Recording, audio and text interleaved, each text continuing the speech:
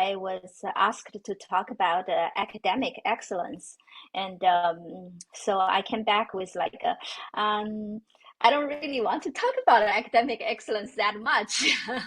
I'd like to talk about intellectual vitality. So there's a difference.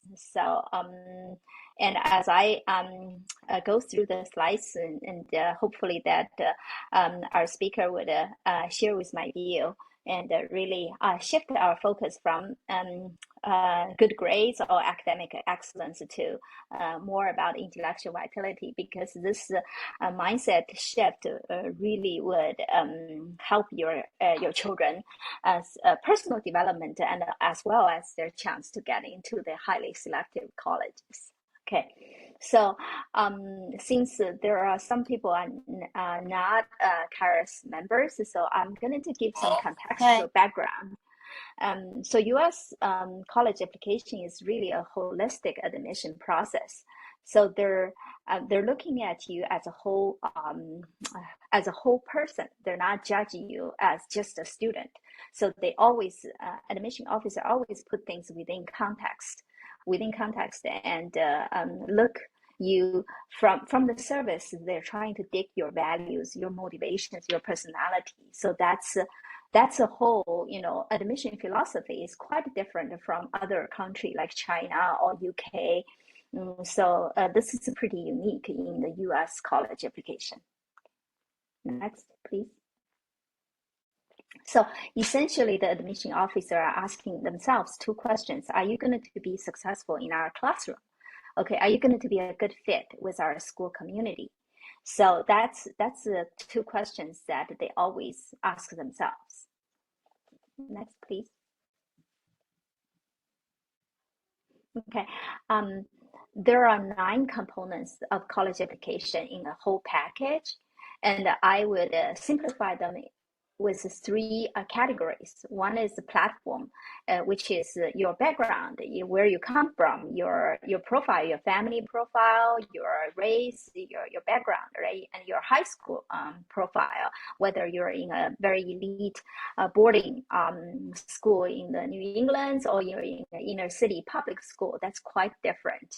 This platform is very important. It's a contextual information to admission officer would put your academic achievement against the resources that you have. Okay, and the second is threshold, which is people, many parents over focus on. It's like a GPA and your standard test. Some students really focus their whole high school on this level. And then there is third level, which is uniqueness. The admission officer would check, after you pass the threshold, there are still many highly qualified applicants applying for those selective colleges, and admission officer would look at your extracurricular activities, academic honors, and your college essays, as well as a letter of recommendation and interview to see what kind of person you are. Do you have leadership? Do you have creativity? And is your personality fit with our college? So that's the 3 level of evaluation. Next, please. So I call it as the 3 levels of battlefield, right? And uniqueness is the last one, and the platform is really pretty predetermined when you were born, or before you get into your high school, and then you're done. Your platform is already there, and then in your high school, the student would work on their threshold and their uniqueness. So many a big chunk of the platform are predetermined by the family. Okay. Okay, so when we talk about an academically strong student, um, there's one thing that is very, very important is academic strong does not equal to good grades. Okay, good grades are important, are very, very important, but that doesn't mean you're academic strong. Everything is comparative, right? when some parents come to me say that our goal is very very simple, that we want to Harvard, we want to get into Stanford, and this level of school is normally I just ask, okay, let me show me your transcript, and I probably spend 5 minutes to go through the transcript, and then I'm done. As an independent college application consultant, I don't dwell on the transcript at all. You know, so good grades only allow you to pass the threshold. I know, you have a good grades. You're able to apply. You have a chance. Your application package will be reviewed. But after that, it's all about intellectual vitality when it comes to academic. Okay, I'm not talking about other area like personality, character, values, but when it's talk about academic, it's all about intellectual vitality. Intellectual vitality is what highly selective schools are looking for. And, they're not just looking for grades. Okay, everybody applying for Stanford has perfect grades. Okay, we back to the intellectual vitality. So those numbers I throw there is just it's just basically a benchmark to say, hey, can I if your children are still 8th grade or 9th grade, it's pretty useful information to know, what kind of GPA I need to strive for in order to get into the dream school. Because if a 9th grader say that, okay, I want to get into MIT, but he doesn't put enough efforts, he has 3 B's and 3 A's in the final, then you got to remind your kid that, hey, with 3 B's, your chances is getting very, very low. You need to know what kind of a competitive levels are. So that's for that purpose. And then when it's come to intellectual vitality, Stanford University has a very, very good definition.